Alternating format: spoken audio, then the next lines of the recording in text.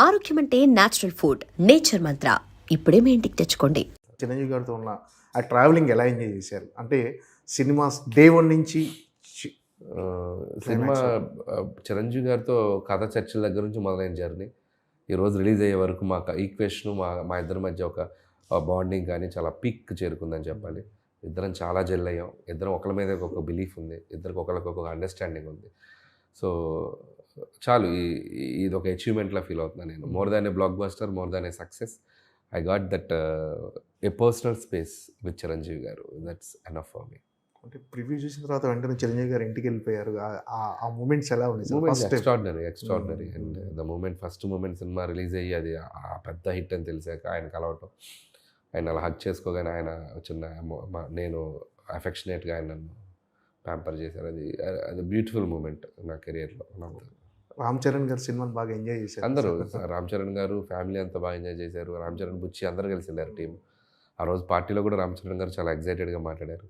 చాలా బాగా నచ్చింది ఫిల్మ్, బాగా డీల్ చేసావు అండ్ డాడీని అసలు ఇలా ఈ స్పేస్లో తీసుకొచ్చి అండ్ అంత సటిల్గా అంత ఫన్ జనరేట్ చేసావు. At the same time emotional scenes బాగున్నాయి.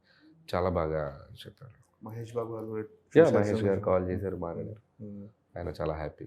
అల్లు అర్జున్ గారు కూడా ట్వీట్ ఆయన ట్వీట్ చేశారు, ఆయన కాల్లో మాట్లాడారు. ఆయనతో చాలామంది ఈసారి ఈ సినిమాకి they felt so happy and directors కూడా చాలామంది కాల్ చేశారు. సో అందరికీ వాళ్ళ పాజిటివిటీ, ఈ సక్సెస్ని వాళ్ళు తీసుకునే విధానం మాత్రం చాలా సంతోషం ఇచ్చింది. పర్సనల్గా మీకు ఈ సక్సెస్ అనేది ఎలాంటి సాటిస్ఫాక్షన్ ఇచ్చింది? పర్సనల్గా, వ్యక్తిగతంగా, కెరీర్ పరంగా మీరు ఒక 100 మెట్లు ఎక్కారు అది, కానీ పర్సనల్గా నాకు చిరంజీవి గారికి ఒక ఒక ఎటువంటి డిస్కషన్స్ లేని, ఎటువంటి ఒక ఒక పాయింట్ చేసే లేని, ఇట్లాంటి లేని ఒక సినిమా తీయాలి.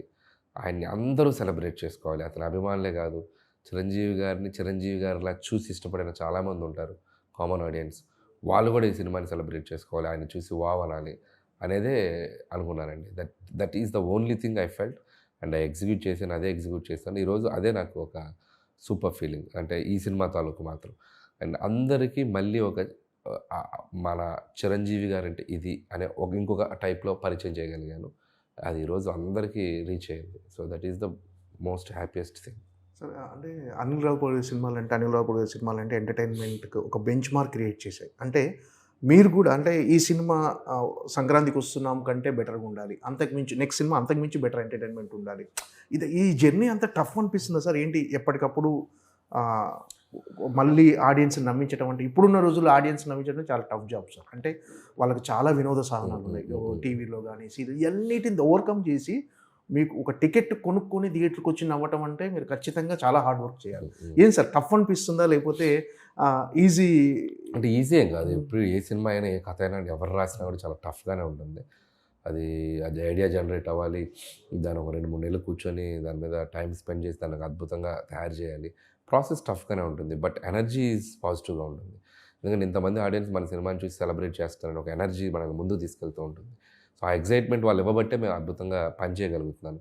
సో క్రెడిట్ అంటే వాళ్ళకే ఇవ్వాలి నేను. సో వాళ్ళ రిసీవింగ్ లేకపోతే నా సైడ్ నుంచి వర్క్ అంతా బాగా హ్యాపీగా చేయలేను నేను. సో ఆ రిసీవింగ్ ఉంది కాబట్టే సో ప్రతి సినిమా టు సినిమా నన్ను నేను మార్చుకోవడానికి, ఏదో ఇంకోలా ట్రై చేయడానికి, ఈ హీరోతో ఇలా చేద్దాం, ఆ హీరోతో ఇలా చేద్దాం, చేసినట్టే మళ్ళీ చేయొద్దు, చేసిన గెటప్పే మళ్ళీ వద్దు, చేసిన క్యారెక్టరే మళ్ళీ వద్దు, ఇలా 1-4 అనాలిసిస్ చేసుకుంటూ వెళ్తాను. ఎందుకంటే ఆడియన్స్కి సేమ్ చూపిస్తే ఆ బోర్ ఫీల్ అయ్యే ప్రమాదం ఉంది, చూపించిన సినిమానే చూపించాడనే ప్రమాదం ఉంది. సో అవి కేర్ తీసుకుంటాను. సో అందుకే ఈసారి సీక్వెల్ చేయకపోవడానికి కూడా కారణం అదే. ఎందుకంటే మళ్ళీ అవే క్యారెక్టర్స్ ఆడియన్స్కి ఇంకొక ఫ్రెష్ కథ ఏదైనా చెప్దాం అనే ఒక ఫీలింగ్లో ఉన్నాను. ఈ 9 సినిమాల్లో మీకు బాగా కష్టపడిన కథ కానీ, అంటే ఎక్కువ టైం తీసుకున్న కథ ఇది సార్? అంటే కష్టపడిన కథ అంటే ప్రతి సినిమాకి స్ట్రగుల్ ఉంటుందండి. ప్రతి సినిమాకి ఎక్కువ టైం తీసుకొని డెఫినెట్గా హీరోకి తగిన విధంగా బాడీ లాంగ్వేజ్ తగిన విధంగా అంటే కొద్దిగా భగవంత్ కేసరి అనేది కొద్దిగా కాంప్లికేటెడ్ స్క్రిప్ట్ అండి. అది చాలా డ్రామా, అందుకని ఫన్ తక్కువ, మొమెంటరీ సోషల్ కంటెంట్ ఉంది, ఒక విలన్ కాన్ఫ్లిక్ట్స్, దాంట్లో మళ్ళీ ఫ్లాష్ బ్యాక్లు, కొద్దిగా వెయిట్ ఉన్న కథ అంటే కొద్దిగా భగవంత్ కేసరి. లోడ్ ఎక్కువ ఉంటుంది ఆ కథలో. అండ్ సర్లేరు నీకెవరు అది కూడా అంతే. ఈ 2 కథలు బాగా లోడ్ ఎక్కువ ఉన్న కథలు నేను చేసిన సినిమాలు. ఇవి 2 కొద్దిగా టఫ్ అనిపించినాయి స్క్రిప్టింగ్లో. మిగతావన్నీ lighter vein scripts, but treatment కష్టంగా ఉంటాయి. ఇవి కథ కష్టంగా ఉంటుంది, ఇవి ట్రీట్మెంట్ కష్టం. వీటికి ఉండే కష్టాలు వీటికి ఉంటాయి. వాటికి ట్రీట్మెంట్ చాలా ఈజీ, కథ క్రియేట్ చేయడం కష్టం ఉంటుంది. సో సో ఏ కష్టం ఆ కష్టమే, బట్ లోడ్ ఎక్కువ తీసుకుంది ఆ 2 సినిమాలు. సార్ అంటే మామూలుగా కామెడీ కథల్లో చాలామంది ఏమంటారు అంటే లాజిక్లు ఉండదు, అంటే కొన్నిసార్లు మన సినిమాలో కూడా కొన్ని విమర్శలు వస్తుంటాయి కొంతమంది చేసేవాళ్ళు, అంటే కథలలో కొంచెం లాజిక్ ఉంటుంది. ఇప్పుడు సీఎంని కలవడానికి ఒక ప్రోటోకాల్ ఉంటుంది, ఇప్పుడు సెంట్రల్ మినిస్టర్ కూడా ఒక ప్రోటోకాల్ ఉంటుంది. ఇలాంటివి నిజంగా అవసరం సార్ ఒక కథలో, కామెడీ కథల్లో లాజిక్లు అనేవి ఉంటే నేను ఎక్కడ లాజిక్ మిస్ అయ్యి చేయలేదండి ఈ సినిమా. మోస్ట్ ఆఫ్ ద టైమ్స్ లాజిక్గానే ఉంటుంది, ఎక్కడ టేక్ ఇట్ ఫర్ గ్రాంటెడ్గా చేయలేదు. చాలా అథెంటిక్గానే ఉంటాయి.